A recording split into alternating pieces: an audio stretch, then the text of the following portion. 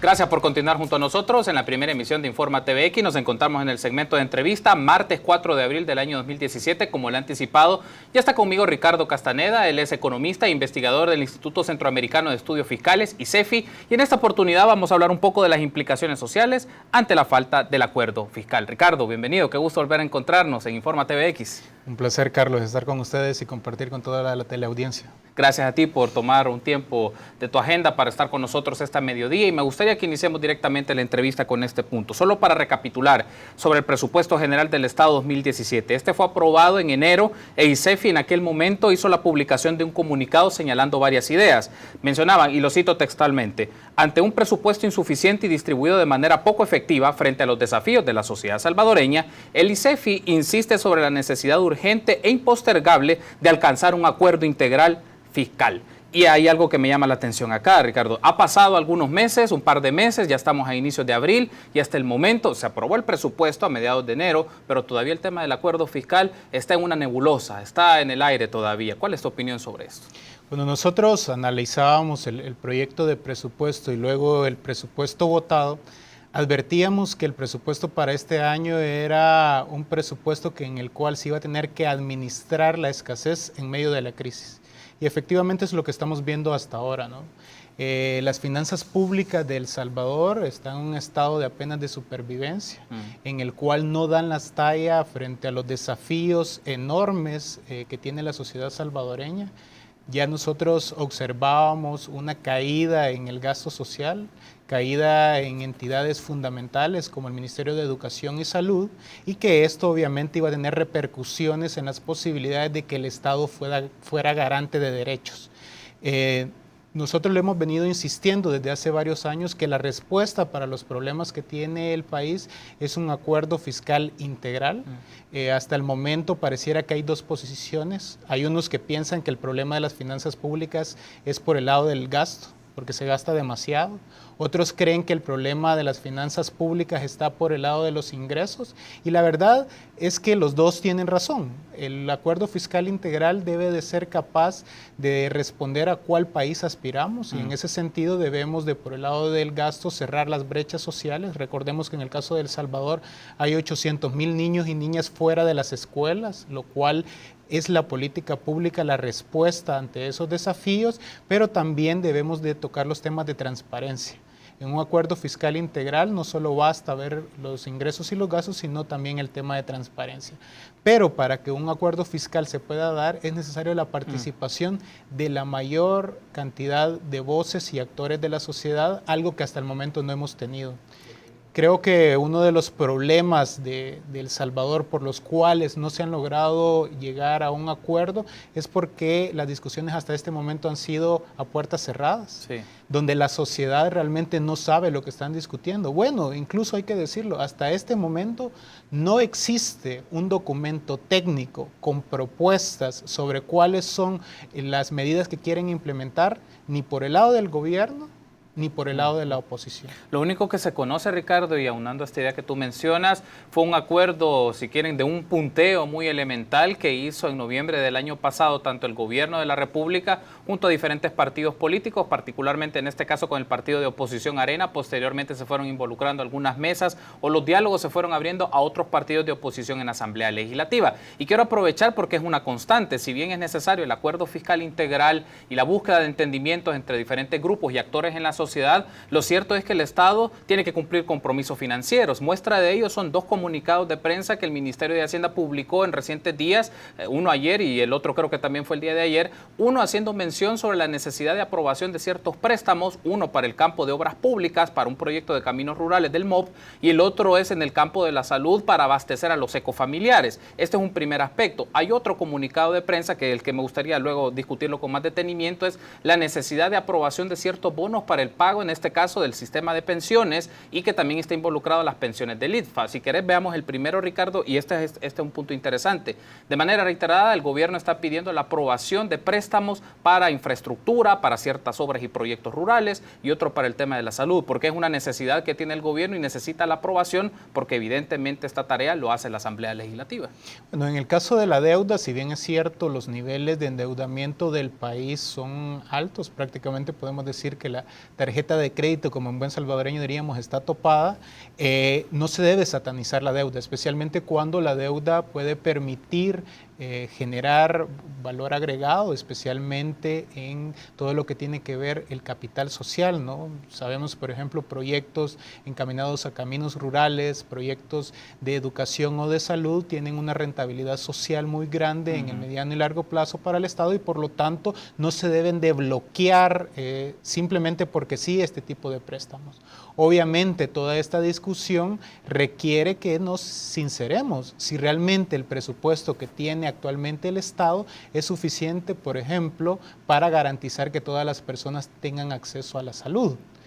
Yo creo que no. Cuando uno analiza el promedio del presupuesto del gobierno central, está muy lejos del promedio latinoamericano y promedio mundial. Hay que decirlo, El Salvador tiene un estado pequeño, un estado que todavía sigue siendo insuficiente para darle respuesta a la población. Y eso se debe porque la carga tributaria, los ingresos que percibe el Estado son muy bajos. Pero además de que son bajos, tienen las características de que son regresivos. Afectan más a quienes menos ingresos tienen. Incluso en el caso de El Salvador, resulta paradójico que el impuesto sobre la renta de empresas sea un impuesto sobre la renta regresivo. El 10% de las empresas con menos ingreso paga una tasa promedio de 4.5%, mientras que el 10% de las empresas con más ingresos solo paga una tasa efectiva de 2.5%. Además, hay que revisar todo el tema de privilegios fiscales, temas de evasión, que son temas que hasta ahora no han estado en la mesa. Por eso nosotros creemos importante empezar a cambiar la narrativa en torno al tema fiscal. Cuando la ciudadanía escucha que lo que se requieren es aprobar bonos, que el déficit es muy alto, que la deuda es muy alta, no termina de comprender cómo eso le beneficia o lo perjudica.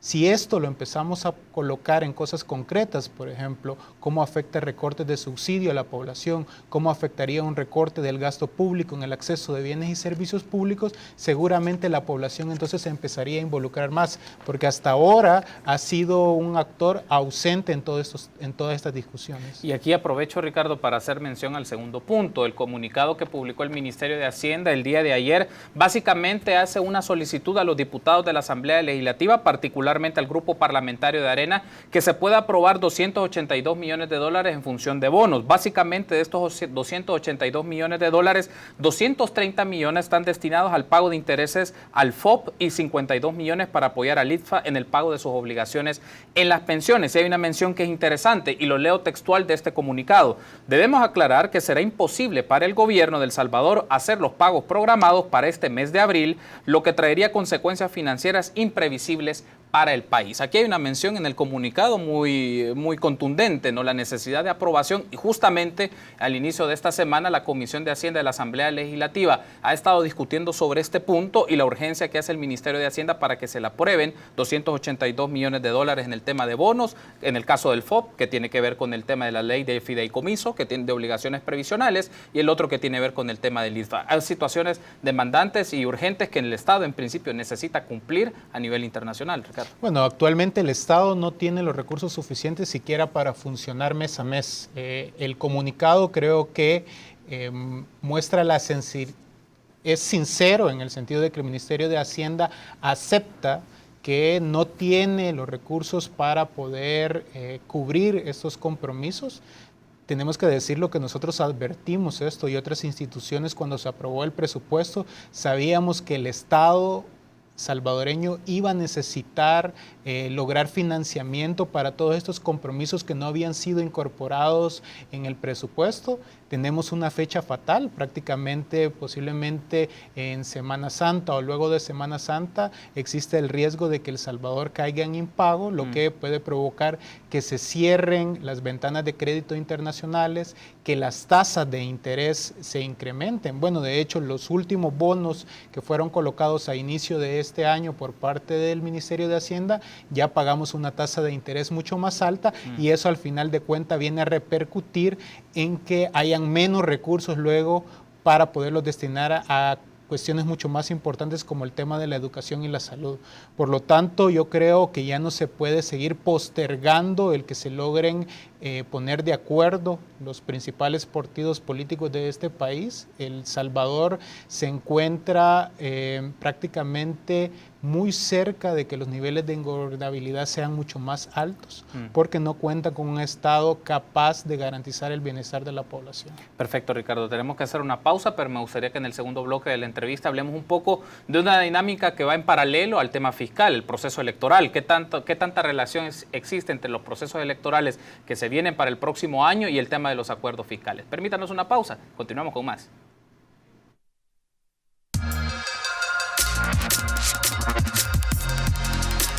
Gracias por continuar junto a nosotros en la primera emisión de Informa TVX. En el espacio de entrevista este es martes 4 de abril, ya está conmigo Ricardo Castaneda y hemos estado platicando un poco de las implicaciones sociales ante la falta de un acuerdo fiscal. Ricardo es economista e investigador del Instituto Centroamericano de Estudios Fiscales, ICEFI, que tiene su sede en Guatemala. Retomando entonces la entrevista, Ricardo, un aspecto que quiero destacar es ¿cómo entra la variable electoral? El Salvador va a tener una dinámica, si no es que ya inició esta dinámica de procesos electorales, búsqueda de candidaturas, el tema de las diputaciones, personas que aspiran a ser diputados y diputadas. ¿Cómo esto se puede ver en la lectura o cómo este elemento se incluye en la lectura del acuerdo fiscal? Porque evidentemente para llegar a acuerdos y la materialización de los mismos deben ser expresos en la Asamblea Legislativa ante la modificación de ciertas normas, ciertas leyes o ciertas reglas. Evidentemente, lo hablábamos en el bloque anterior, este acuerdo debe estar sustentado en base social, en representación de organizaciones sociales, academias, ONGs y diversas expresiones. Pero ¿cómo podríamos ver un punto de encuentro entre, o si hay algún mecanismo de encuentro que se repelen, el tema de las elecciones y el acuerdo fiscal? Hasta ahora lo que ha estado viviendo el país es una parálisis política. Pero una parálisis política no porque las posiciones de los dos actores principales sean antagónicas, en el sentido de que no existen propuestas y entonces si no hay propuestas no se sabe por qué no se ponen de acuerdo. Y una lectura que hago es que estamos en un año preelectoral y que entonces pareciera que no les disgusta de todo a los principales partidos políticos la situación que está viviendo el país, porque eso lo sirve como herramienta de cara a las próximas elecciones. Por un lado, Arena, de decir, miren, el gobierno es incapaz de resolver el problema y entonces de esa forma puede sacar rédito electoral, y por el otro lado, el partido de gobierno decir, mire, lo que pasa es que la oposición bloquea todo y así es imposible, entonces ellos son los culpables. En medio de esto queda una ciudadanía que al final de cuentas es la que termina siendo afectada, y yo creo que el llamado es para que la ciudadanía aproveche este año preelectoral, que es generalmente cuando se acercan únicamente los políticos, que ahora en lugar de pedirle un lapicero, de pedirle una lámina o que incluso le pinten la casa, mejor que pida cuáles son las propuestas concretas en términos fiscales, a qué se comprometen los partidos políticos, realmente cuál es la defensa que ellos hacen de los intereses de los más necesitados, porque si los partidos políticos son incapaces de ponerse de acuerdo, es la sociedad la que debe de presionar. Creo que la semana pasada, con la aprobación unánime de la ley de prohibición a la minería, se dio una muestra de que sí se pueden lograr acuerdos de país. ¿Cuál fue la clave ahí?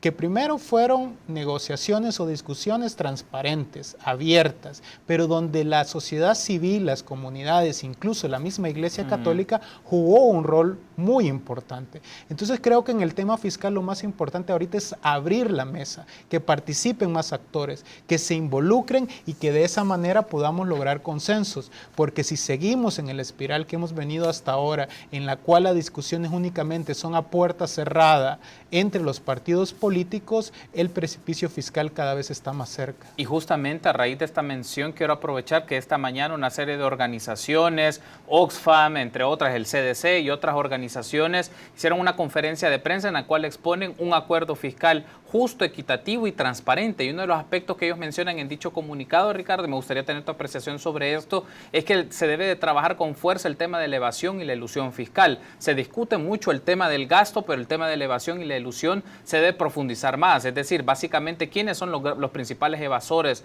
del fisco en el Estado y cómo obtener ese dinero. Pero también están hablando que la mesa fiscal se abra. Justamente la idea que tú nos acabas de mencionar es cómo pueden involucrarse esta serie de organizaciones, representaciones en el espacio de toma de decisiones y que esas decisiones sean legítimas y reconocidas socialmente para modificar el esquema que tenemos actualmente de tributación y de fiscalidad en el país.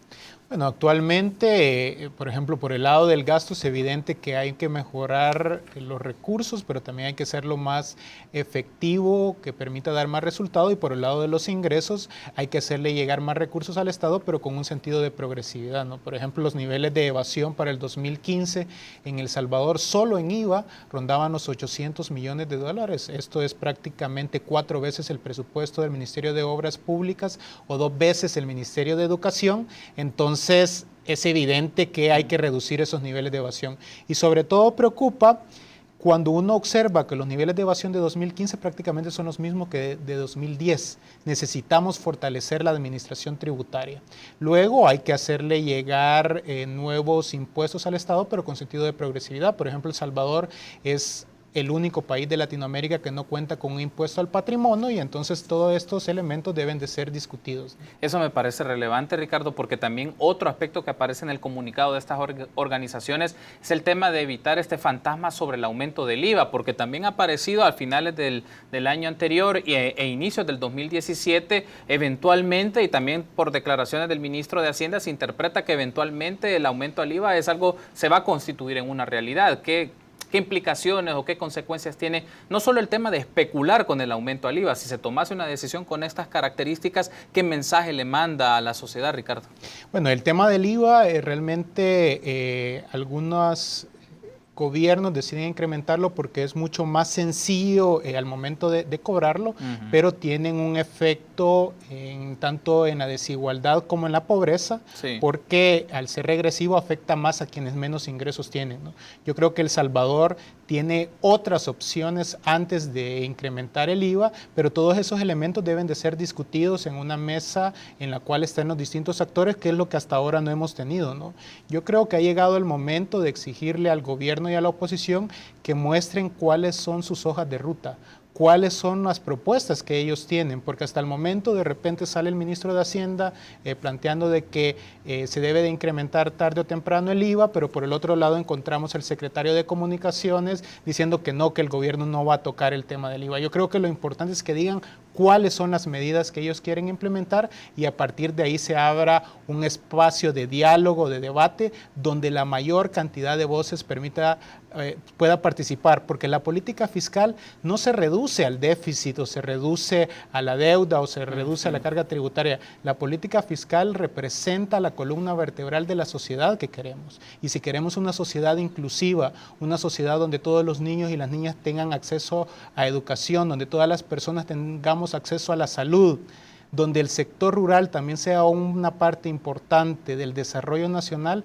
eso requerirá tener una política fiscal progresiva, suficiente y, por supuesto, participativa. Hay un aspecto con el cual quisiera cerrar la entrevista de esta mediodía, Ricardo. El ICEFI ha venido estudiando una relación que a mi criterio me parece muy interesante, es las industrias extractivas, particularmente la minería y su fiscalidad. El punto de encuentro de esto, o más bien, ¿qué elementos debe de tener en cuenta la ciudadanía sobre las industrias extractivas como las minerías y sus impactos en los esquemas tributarios o fiscales del país? Recientemente sé que el ICEFI participó en la presentación, en la elaboración de un informe que tiene que ver con este punto, y me gustaría que nos hables de manera muy puntual cuáles son esos elementos que conectan la fiscalidad de las industrias extractivas, en este caso el Triángulo Norte. Estamos hablando de Guatemala, El Salvador y Honduras. Cuando hablamos del tema de industrias extractivas y de minería, lo primero que decimos como ICEFI que hay que reconocer es el derecho al desarrollo, es decir, que las comunidades, las poblaciones deben de decidir si quieren o no este tipo de industria como parte de su modelo económico. Lo que encontramos en términos generales en la región centroamericana es que las industrias mineras son una causa de conflicto social. Por ejemplo, en Guatemala, 8 de cada 10 municipios que cuentan con algún tipo de licencia, ya sea de reconocimiento, exploración o explotación, presentan conflictividad y no son una fuente generadora de empleo y tampoco son un motor de crecimiento económico.